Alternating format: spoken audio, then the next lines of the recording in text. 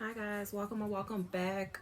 As promised, I said I would come back and I would go over the application with it in front of me.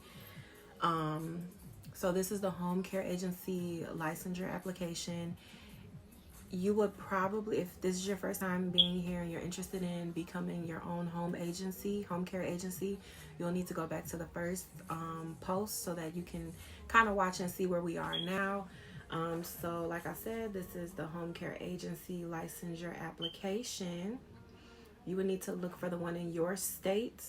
And off top, I want to say you need to be careful and figure out what your state, how they use their terminology and like exactly, because home care is not home health care. You just have to figure out how it's used throughout your state. So in my state, going through the process of the application, you need to understand it because it's going to ask for home care agency, for home health agency, for nursing, and you need to know exactly what you're going for.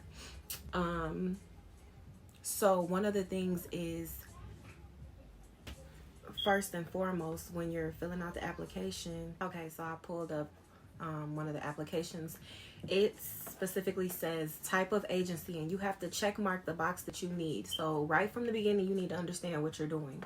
So there's 5 boxes here.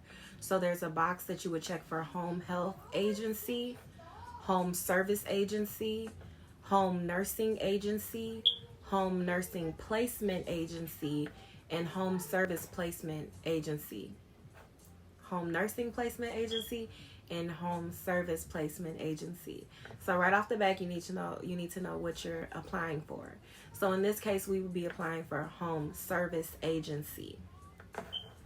And that's basically, for anybody who doesn't know or who's new to it and kind of needs a little more understanding, home service agency, which actually in my city is home care. So you will hear me refer to it as home care agency. So on the application it says home service agency, but you will hear me refer to it as home care agency because when I start speaking to the people who handle these things in my city, they refer to it as home care agency. So I refer to it as such.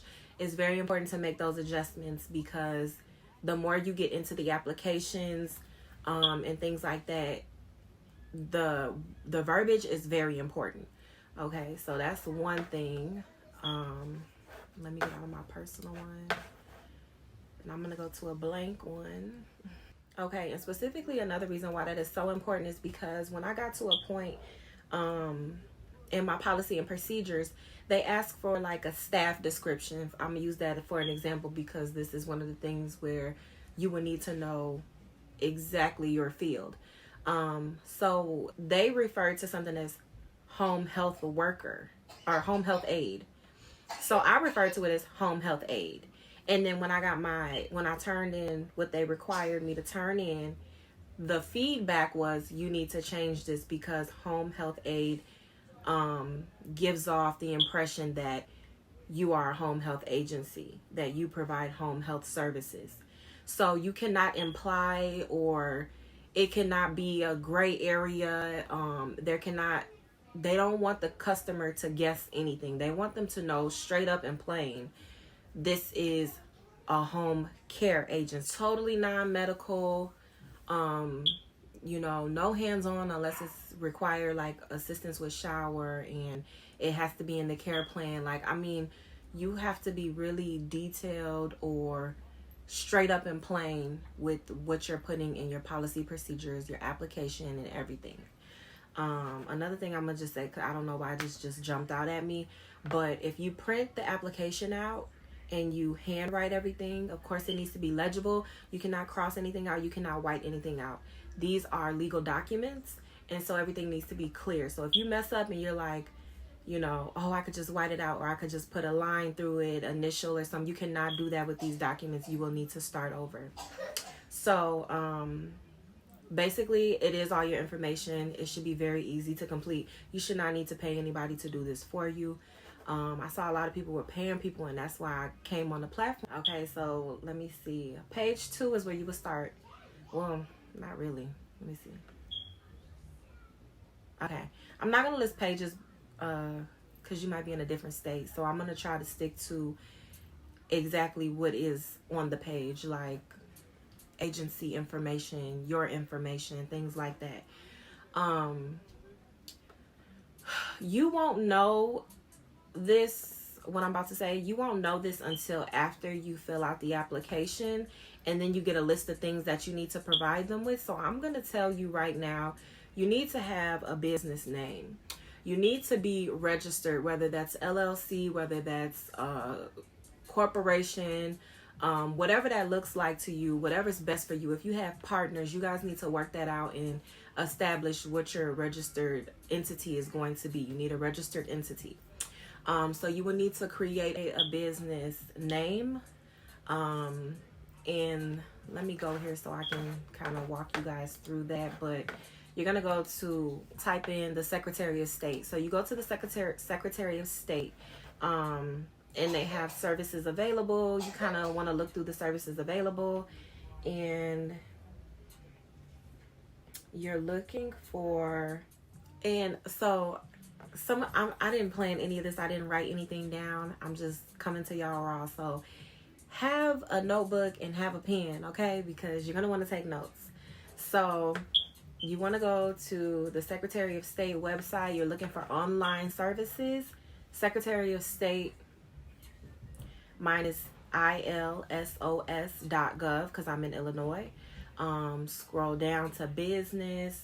You'll see business. You'll see LLC, registration, reinstatement, search, certificate of existence, trademarks, things like that. So from there, you know, they have name changing here, good standing. You want to go to LLC articles of organization. LLC articles of organization. If you scroll down, it lets you know how much it is in your state. It lets you know the fees, the filing fees, the legal fees, all that stuff. Literally, if you pay, like LegalZoom, for instance, you're paying what you have to pay to file, but you're also paying them to file it for you. Again, this is really easy information. It's your information that you're putting in here. So once you click on, let me go back. What did I click on? I clicked on file. I scrolled down, I clicked on file. It says, I wish to form a standard limited liability company which does not have the ability to establish series. I feel like at this point I'm gonna have to change the title because and do another video, because right now we get into the LLC. A series is, okay, if I want the LLC to be my name, Tonii, okay, Tonii LLC. So under that I'm gonna have Tonii Homecare. Under that I might want to do donuts on the weekends. Under that I might want to do another business, shoelaces. Like, it's essentially you have your LLC, it's as an umbrella, but then under it you have different businesses that you want to have. Okay, so if that's what you want to do. Other thing is, I wish to form a limited liability company with the ability to establish series. Okay, so you can have it to not have series and have it to have series. There are separate costs. I believe in my state it's $500 with the ability to create a series. If you don't do the ability to create a series, it's okay, because you can also do like a name adoption. Basically, so I have, let's just say for instance, the same thing. It's not a series, but I have a DBA, which is a doing business as. You can have as many doing business as you want to. The thing is, when you have a series, if something happens, let's get this straight from here. A limited liability company is kind of like an insurance to your business. If somebody tries to sue you for something, your business is not you and you are not your business. So if something happens at the business, they can only sue you on the business side. They cannot go after your personal assets. So that's the reason why it would be important to keep business separate from personal. You have to do that, because the minute that you mix them together and now you have business checks being cashed in, somebody just texted me. You have business checks being cashed in your personal account and vice versa. Your LLC is gone at that point, you know. And I don't know what you would need to do to reestablish that, or how to fix that. But if something happens, they will look into that. They will be doing a detailed audit, and if they find that, both assets will be able to be sued against. The series separates that. So Donuts on the Weekend is its own business. So you cannot sue my personal business. You cannot sue Tonii LLC. You have to go after Donuts on the Weekend themselves. You see, but now on the other side where I have the LLC, Tonii LLC, doing business as Tonii Home Care, all of it can be sued. So if somebody sues Tonii Home Care, they can also go after Tonii LLC. So if Tonii LLC is getting paid from YouTube, TikTok, Facebook, and things like that, now they can go after those funds as well, because it's not a series, it's just a doing business as. So I hope that kind of explains the difference between the series and without series. So right off the bat, they're asking you that. Do you want to form the LLC with series or without? I have without. So let's see, what do I want to click on for the purpose of this video? Okay, so for the purpose of this video, I'm going to go with does not have the ability to establish series, because that's what I have anyway. I'm gonna have to go to another web browser because it's telling me that my time expired.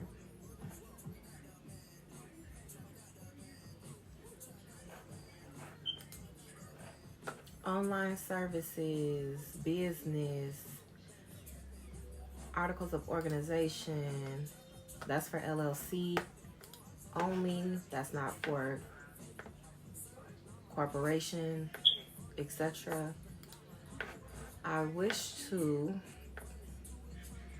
form a standard limited liability company which does not have the ability to establish series. Continue. Do you agree to the above information? Then it's going to ask for your company name, so that where the name that you made up, it should let you know if it's taken already. Okay, so I came back after editing. So just popping back in. I am again at the Secretary of State website, and I'm looking for where I went to see if my business name was available. So they do have a trademark service mark search, and they have an LLC search. Typically people use that for instance, when you put in your licensure application, they're going to go there to search to see if your entity is active.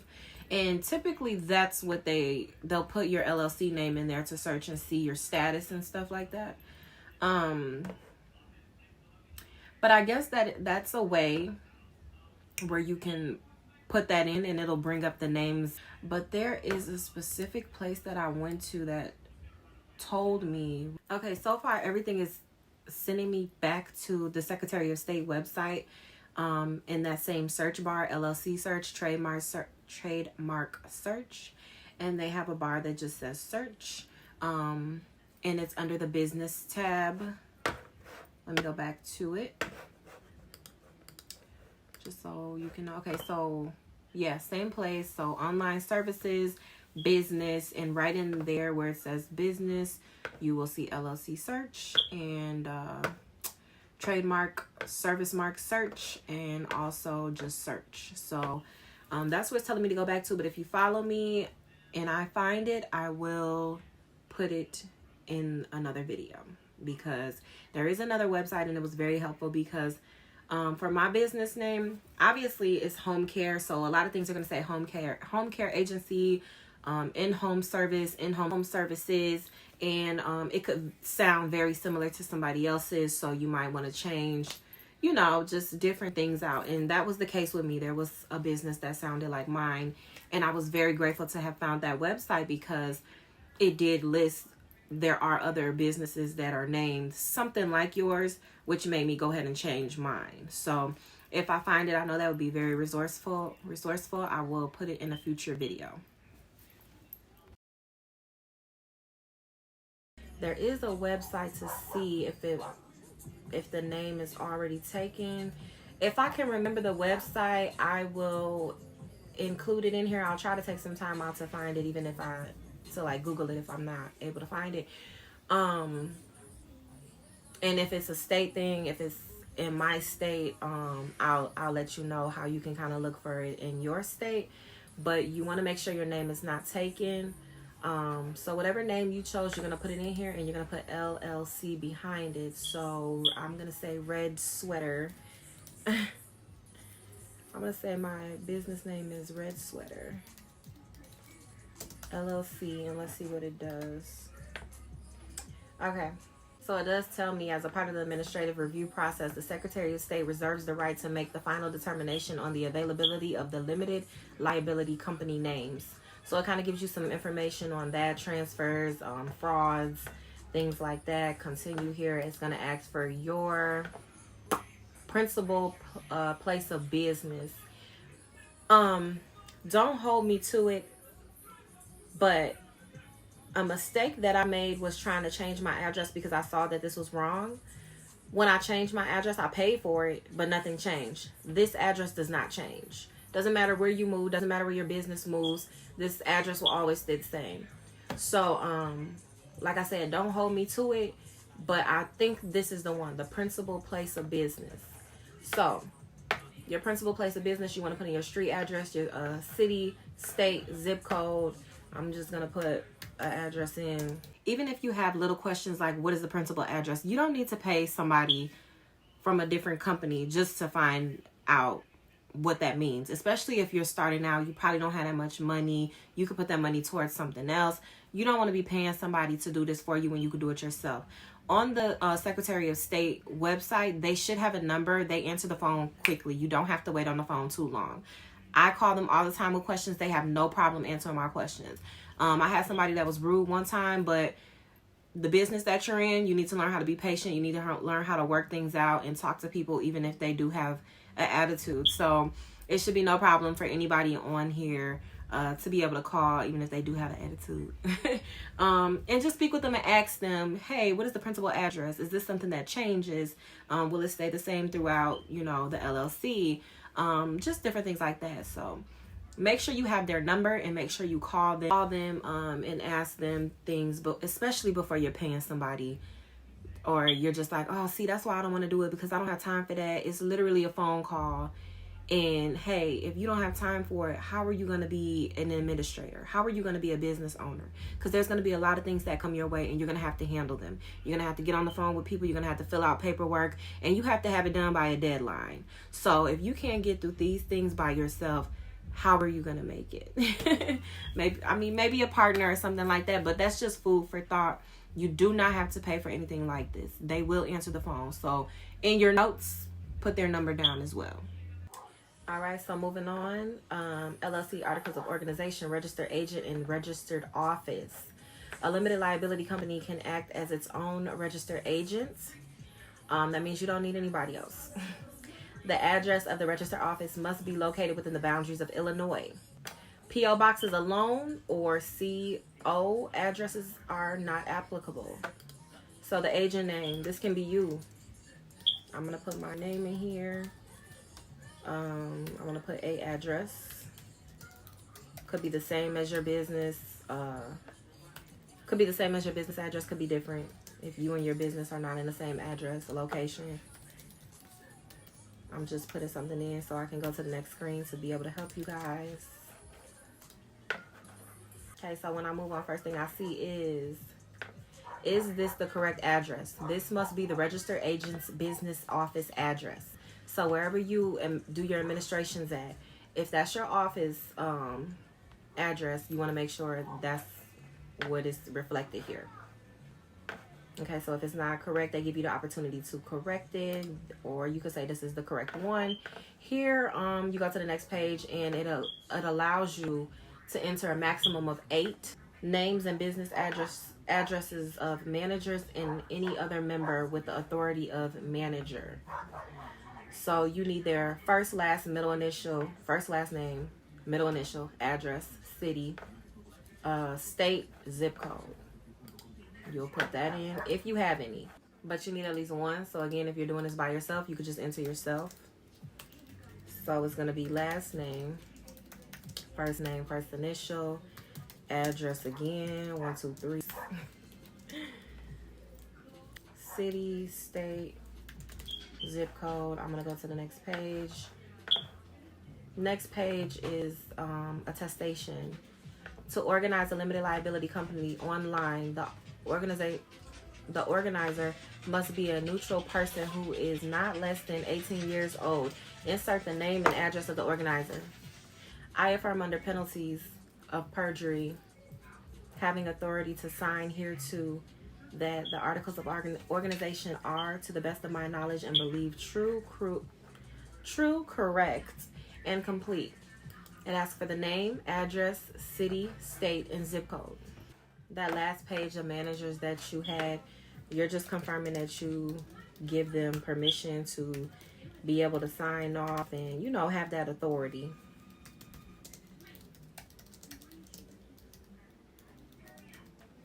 Okay, so then it brings up all the information that I put in so far. This is all my information. It's very simple.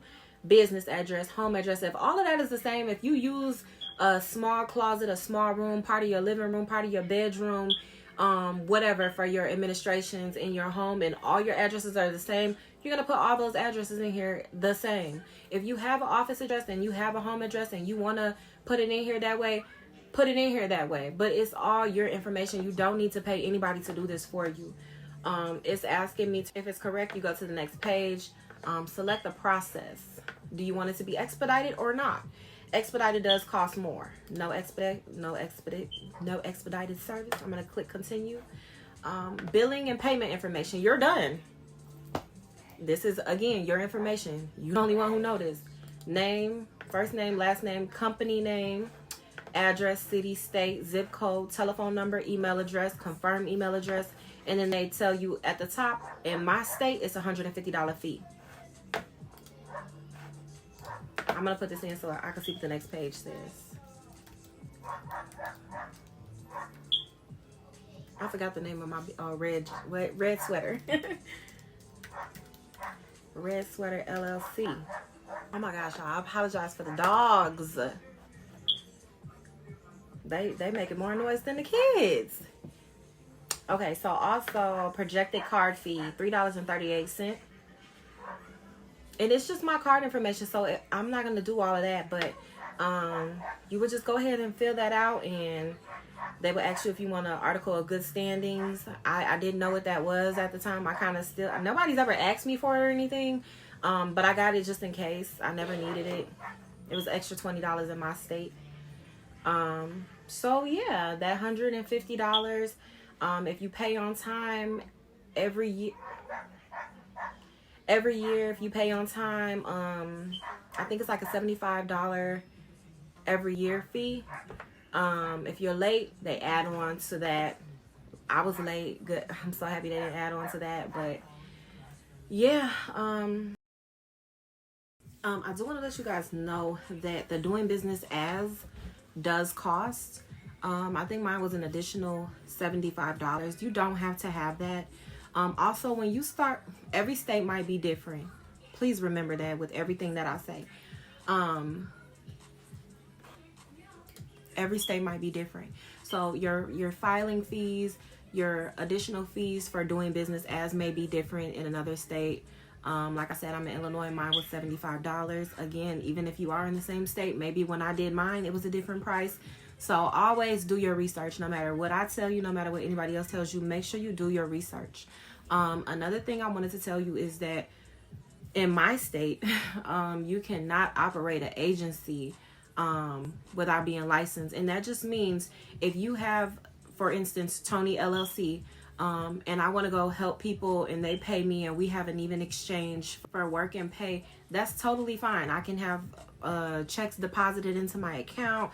I can have that relationship. I can go find these clients and I can do things like that. But I cannot list myself as a home care agency. I cannot hire people and have them go to other people's homes without being licensed. So it is important to know that. And that is the reason why a lot of people are getting licensed. What if, like, sometimes you can't make it, but let's say your sister says, oh, if you can't make it to work, I can go to work for you. I can help Miss Jones next door. Well, technically, you can't do that because now you're sending your sister as an employee and you're going to pay her. Miss Jones is not paying her directly. They don't have that direct relationship. You put your sister in place to be able to go and help Miss Jones.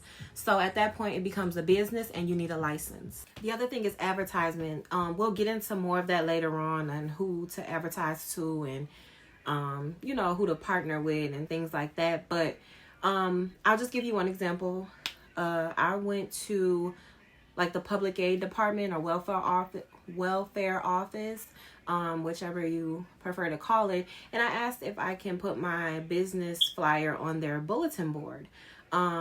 They told me that they could not do it if I didn't have like a registered business, and they didn't mean just a LLC, but you need to follow through and you need to have a business license. So you need to be established in every which way, and I wasn't. So they did not do that for me. So a lot of places that you go to, they will say that you need to have a business license. Like I said, I won't get into too much of it because it'll be in another video, so people don't get confused and jump ahead of the game and things like that. But it's very beneficial to just go ahead and obtain a business license. Okay, so at this point, I'm going to go ahead and end that video because I don't want the titles to be confused. I don't want people who already have their LLC established to have to wait this whole video or try to figure out where to start, you know, the information that they don't have. So I'm going to go ahead and end this portion of the video. Thank you guys for tuning in. If you have anybody that you know may be interested, or if you see anybody else, I know a lot of you guys are probably from the Facebook group, which really motivated me and encouraged me because I saw people were paying for stuff that they don't have to pay for, and I was like, what?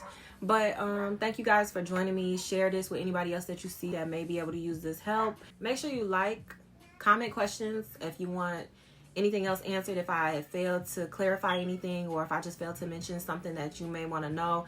Put the questions in the comments below because I may make a video the next time answering your question. What else? Like, subscribe, and I'll catch you guys in the next video. Thank you.